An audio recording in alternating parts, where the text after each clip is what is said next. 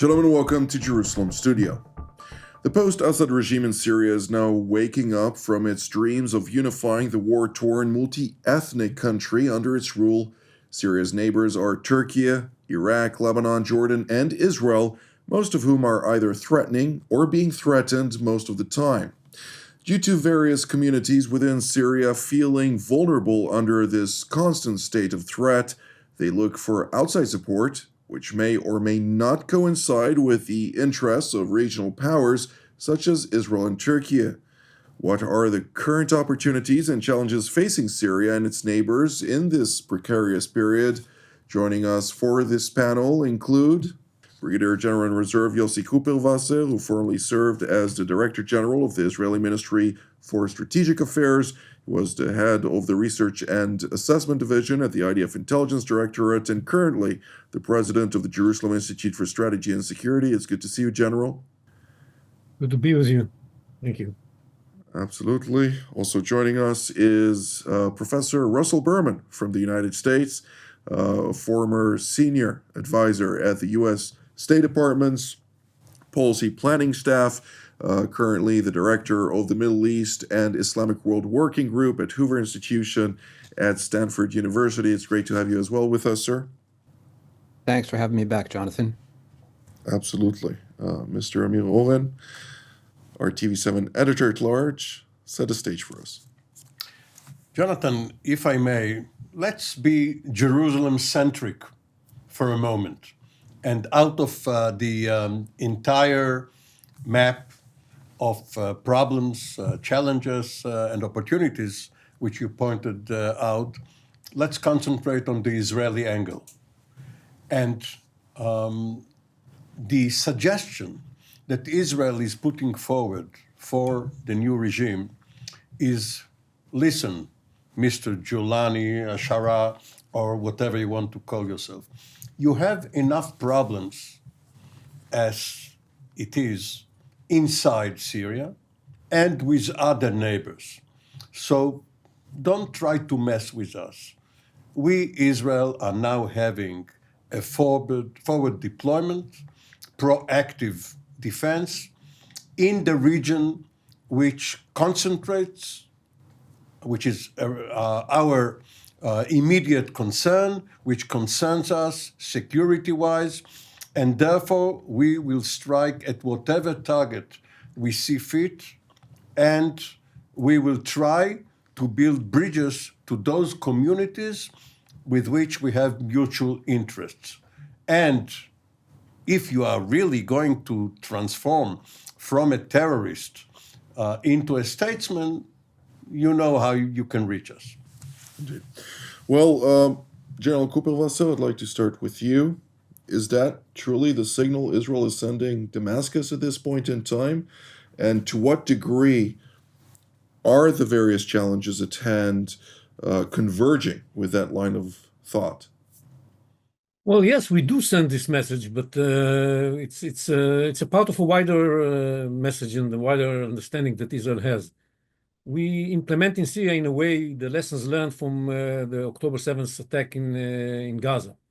We do not allow in Syria the deployment of hostile terror group along our border. And that's why we have this forward deployment, and that's why we adopt a policy that destroys everything that can be used by terrorists against us in this area. Not only, by the way, in the south of Syria, but beyond as well. We want to make sure that we are not going to face in the north a similar situation to the one we were struggling with in Gaza on the 7th of October. And this is, I think, the clear message. And it so happened that what happened in Syria, the fall of the Assad regime, gave us an opportunity to implement this policy, this part of our new national security concept, in Syria, because all of a sudden there was no Assad, and there was a fear that the groups that are led by al-Shara are going to deploy in the south and pose a threat to us. And there were many other concerns that Hezbollah is going to take advantage of the situation. So we wanted to make sure that nothing like that happens. And at the same time, we also have a friendship and alliance with the Druze that happen to live just nearby. So we are expressing our commitment to guarantee their safety, even though we don't take direct action in this respect. And these are two things that comprise a part of our Syria policy, because the Syria policy also includes making sure that Syria does not serve as an area that can be used by Iran in the future, and that weapons to Hezbollah don't travel through Syria on the way to Hezbollah and from Iran. And all of this is comprised the wider policy of Israel. And I agree with what Amir said, that if at one point we shall be convinced that there's a change in Syria and that the Syrian regime is a moderate one and a pragmatic one and wants to have good relations with Israel, as they claim from time to time, once we are convinced that this is the case, we can consider that option as well. We are not there yet. Powerful. Yeah, far from it. That's an understatement, but nonetheless, I'd like to ask you, Professor Berman, from your lens, how do you see the current state of play in Syria with all of the complexities at hand, particularly at a time when the United States is seemingly not overly eager to recognize this Damascus regime, which is pretty much a bunch of Al-Qaeda, even Islamic State jihadists identifying as Westerners? Jonathan, you characterized the U.S. position as not overly eager. You should be a diplomat. The United States recognizes the terrorist character of the regime. A whole other discussion would be to explore why the Europeans are so happy to run to support it. But that's a problem between the United States and Europe. I guess I'd want to emphasize three issues.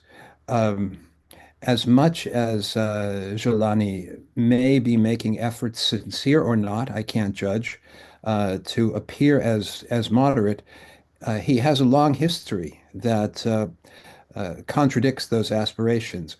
One can overcome one's history, but every step he has taken politically in trying to reconstruct a Syrian state does not point toward moderation and liberalism. He has declared himself as the leader for the next 5 years. This is reminiscent of what other dictators do. Perhaps he believes that he will eventually step down and turn Syria into Switzerland, but there's no indication that that's credible. That's one point.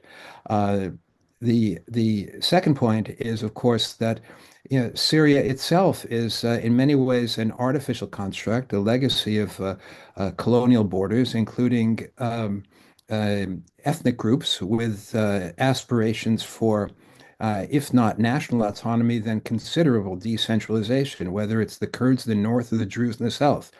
In effect, Sueda has its own borders at this point, and it's unclear.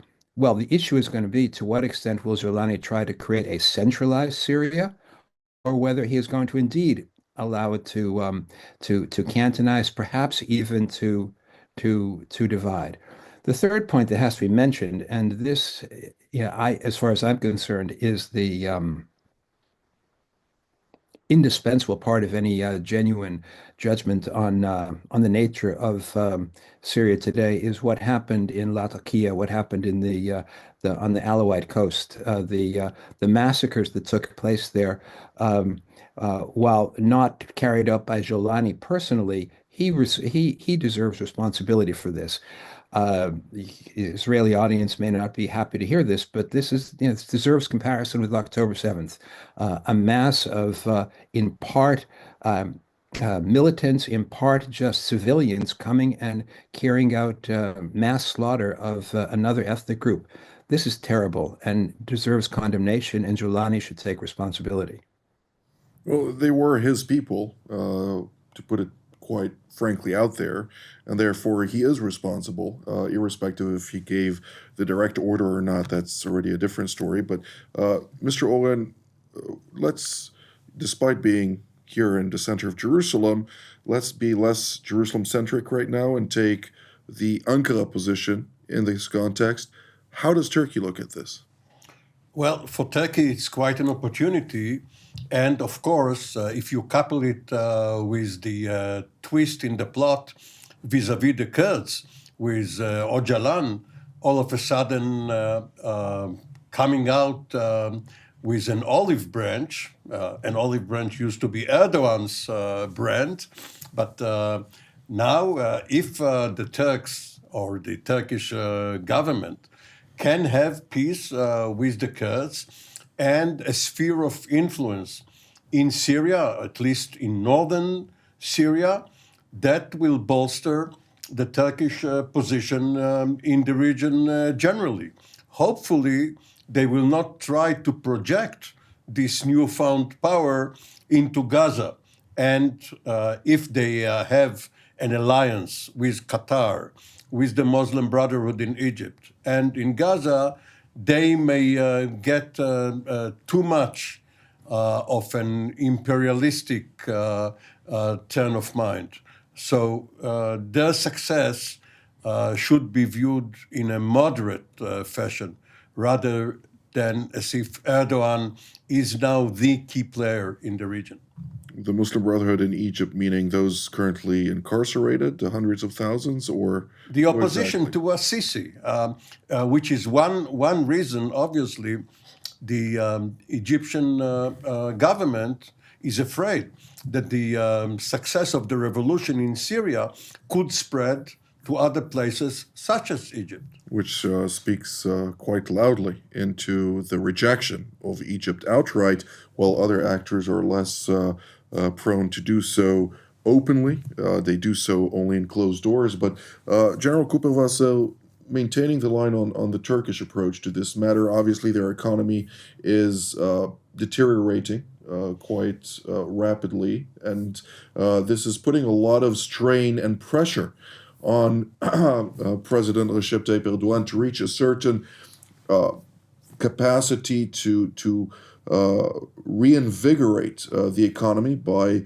establishing very significant tenders in Syria to exploit that country as a construction hub for Turkish companies with Western and Qatari investments. But in a reality where the United States is not eager, again, I'm saying so very diplomatically, if I may, to lift sanctions upon the Assad regime, irrespective of the pledged donations that the European actors have highlighted in the past week, it seems like Ankara's horse is seeming to be a losing one in this context. Not necessarily. We have to differ between the short term and the longer term. It's in the short term, it's the Americans have their position, and it's difficult to do business in Syria as long as the sanctions are in place. But we see that for Shara, this is a major effort to ease the pressure. He's having some success vis-a-vis the Europeans. Maybe less than he would like to, but he has some successes. And he's not giving up on the effort to convince the Americans to adopt a more positive approach towards him. That's the main effort I think that he is involved in right now. And this agreement that he had with the Kurds was done with the support of the Americans, which is a major achievement for Shara, and may indicate that there might be some light in the end of this tunnel.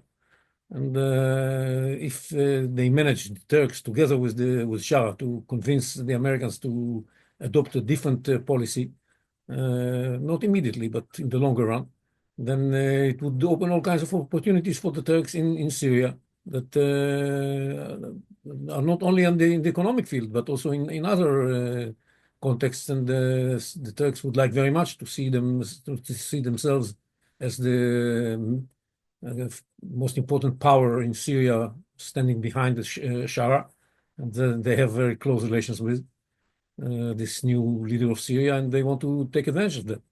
That's where we stand, and what we are worried about in Israel is that this is going to be translated into some sort of a Turkish threat to Israel from Syrian territory. That's what we are worried about. It's not happening yet, but it might develop in this direction. And we have to make sure that steps are taken to make sure it doesn't. And we need the Americans for that purpose as well, not only our own power projection in Syria. We will touch on that momentarily, since that will be the third angle that I'd like to approach. But Professor Berman, staying in the Turkish approach to the challenge, naturally they still see both opportunities as well as security challenges emanating from that territory, and the Iranians have not necessarily rolled over as of yet, and Russia still has hopes of maintaining a footprint. How do you see that from Ankara's perspective? Yeah, that's a complicated puzzle. General Kuperwasser is right that Turkey would like to have a sphere of influence in a significant part of Syria. The American participation in the agreement with Kurds may reflect the longstanding orientation of President Trump to reduce American presence in northeastern Syria. I can't see a full embrace of the Jolani regime taking place unless there's considerable moderation on its part. The United States, Turkey in Syria, from the standpoint of the United States, is a little bit of a dog and tail question. The issue with Turkey really is the role it can play. It has been playing in Ukraine, and the significance that Turkey has within NATO.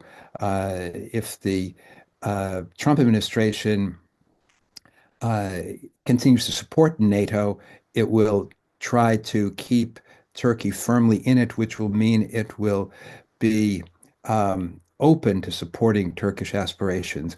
But NATO is NATO is really the sick man of Europe at this point, and it's not clear what's going to be left of it in a few years, particularly with regard to Turkey's role in it. Sean? Just following up on what Professor Berman said, Turkey used to be the southern flank of NATO vis-a-vis the Soviet Union. And the whole idea behind the Soviet efforts to penetrate the Middle East was to leapfrog over Turkey, then get a foothold into Syria, the most important asset for the Soviets and then the Russians has been Syria, because Egypt was not a permanent pro-Soviet or Soviet-supported force. They moved to the American orbit. But now, if there is another policy of Trump vis-a-vis Putin, the whole idea of Turkey's place in this superpower game is changing. And the Americans may agree to the continued presence of the Russians at Khmeimim and Latakia. This is totally out of the scope of what the Israeli policy could be and how Israel could try to shape American policy. Professor Berman mentioned earlier that the matter of the European approach to Syria is something that will have to see resolved between the Americans and Europeans rather than having it in the current context in light of the jihadist nature of the current regime in Damascus. What is your take on that? Well, we decided here arbitrarily that Syria is our topic for discussion. But that doesn't make Syria a very important issue if you consider all the others. Do they really care in Washington or in Brussels about Syria? Of course, they have to consider it, but it's marginal compared to the real issues facing them. Well, I think that Syria could very quickly become a second Afghanistan, where we'll see hotbeds of Islamic jihadism. Then they will relate to it. Exactly. Islamic jihadism that would be a hotbed from where, or springboard, more accurately, to commit terror activities throughout Western civilization. But at that, we don't have very much time left. And there is a point that General Kuperwasser mentioned earlier. Syria seems to become a buffer zone between Turkey and Israel. To what degree can the Americans establish a certain wedge between the two, particularly in such a fluid and challenging period? General Kuperwasser, we'll start with you. Well, the Americans can, but as Professor Berman mentioned before, the Americans are looking for ways to leave. That's a very problematic situation for Israel, because Israel, as long as America is involved, has a better card to play in this very complicated situation. And as long as the Americans behave as if they are looking for a way out, the Turks are going to take advantage of that. And that's why our policy on Russia is an interesting one, and plays with what you said before about what are the different players going to do about Syria. You would expect Israel to wish Russia to leave, but no. Now we are interested in Russia staying, because we are worried that the Americans are going to leave, and this would leave the Turks as the only player in Syria. That's a bad development from an Israeli point of view. We believe that Russia can play a positive role under the new circumstances, and this is something new in Israeli approach towards Syria. And but if the Americans are going to play their interests right, they are going to make sure that what happens is that Syria is divided areas of spheres of influence between sphere of influence of the Turks in certain areas in the north, in the Sunni areas, and the sphere of influence of Israel in the south, and to make sure that they don't collide with each other, and to make sure that both of them, and together with Giuliani or Shah, whatever you would like to call him, are committed to not allowing Iran to become again a player in this game. That is the most important thing that combines everybody together. The Turks are now having all kinds of tensions with Iran on that issue, amongst others. And that's the common denominator of everybody. And this can be played correctly. Absolutely. I completely agree. I think the Israeli approach to Russia is a big mistake.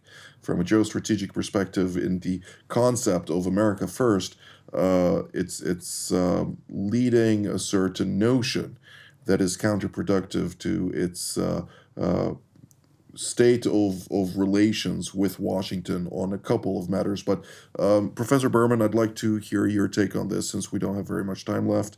You have roughly 2.5 minutes for that. The larger frame is, of course, the U.S. Foreign policy with regard to Russia. There's the continuing discussion about whether the Trump administration intends to try to peel Russia away from China. I think that's a plausible agenda. I don't think it's likely to succeed, but nonetheless, it's out there. That means that the American position vis-a-vis Russia is shifting. One would have thought that after the fall of the Assad regime, key American interest would be to make sure that the Russians get out of Latakia and disappear from the Middle East. That would be an obvious American interest. But if there's indeed some kind of rapprochement going on, then less so, and in which case Russia would stay. And General Kuperwasser is right that it would make sense for the Israelis to see Russia as the protector from the Turks rather than the Americans. I think the sphere of influence paradigm, Turks in the north, Israel in the south, is a expression of external forces that in fact maps onto the internal decentralization of Syria that really exists. It's It's a country with different groups that have different aspirations, and therefore, one extreme would be just a division of the country. North Syria, South Syria. It happened in Korea, could happen in Syria too. Less extreme would be a decentralized central government, still capital in Damascus, but with considerable powers located in Sueda in the south, appropriately in the north. Sure. Well, 14 years ago, when the Arab Spring started and the Syrian civil war, it generated a debate in Israel regarding what Professor Berman mentioned. What is the Israeli interest? Is Israel in favor of the Assad regime in a more centralized fashion or not? Now we can have the same debate regarding Giuliani. If Giuliani turns hostile towards Israel, Israel has no obligation towards him. And Israel has shown that it can decapitate various regimes, and the proximity to Damascus is a powerful deterrent. Israel is an hour's drive by tank from Damascus. All Syrian leaders remember this lesson. And the Syrians also know that it only takes one tank of fuel for a tank to drive all the way from the north, from Turkey, all the way to Damascus. So it is a two-edged sword, and that is something... But we are closer. We are much closer. That's an understatement. That's all the time that we have for today. I'd like to immediately thank General Kuperwasser, Professor Berman, as well as Mr. Oren. And I'd like to thank all of you at home as well. Until our next edition, from here in Jerusalem. Shalom.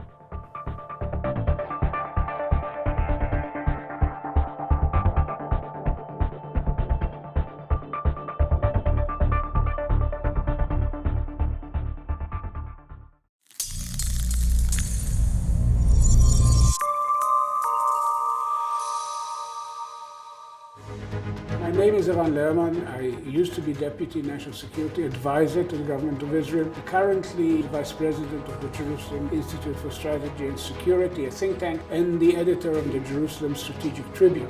For the last few years, I've been a regular panelist for TV7, a fantastic opportunity to bring deep and analytical perspectives to the debate over regional affairs, Israeli affairs, international affairs, in the company of some of the best minds in Israel.